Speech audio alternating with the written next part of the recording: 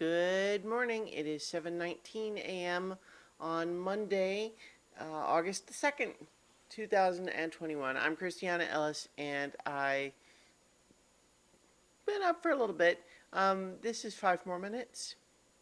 So, big news from yesterday, other than the fact that Mike and I rescheduled our recording for watching 100 movies to tonight instead of last night, is that I played in the first session of a curated play campaign. Um, uh, so, for a tabletop role playing game. So, what curated play means in this context is that that's the name for.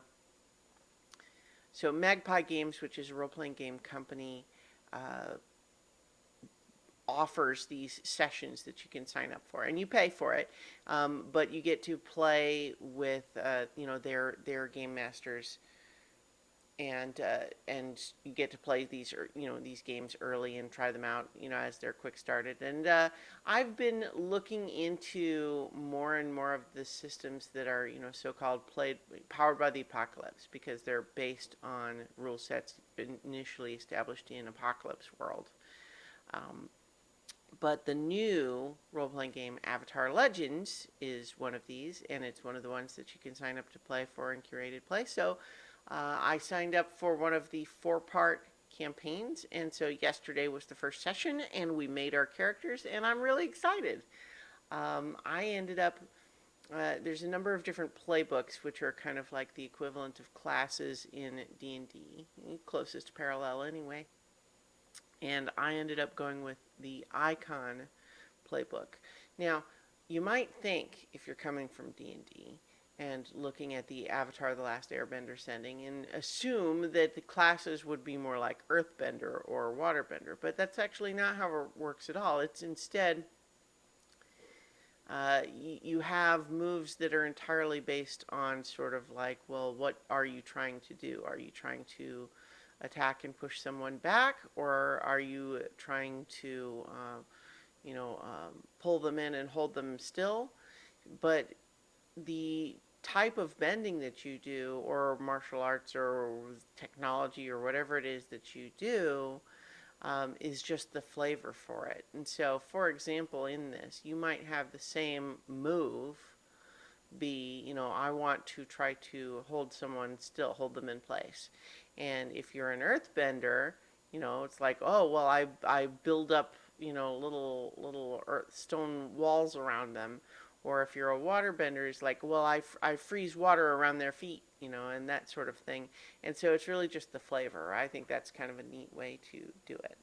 But so the playbooks are really more based on kind of like the personality archetype that your character is going to be. And so I picked the Icon, someone who is kind of torn between feeling like they have to take on a traditional role and the idea of being able to be more themselves instead of representing something. And my character's a Kyoshi warrior, and the adventure that our characters are going to go on is that we have discovered a secret invasion plans, the drill that the Fire Nation intends to use on the Ba Sing Se walls in the original show.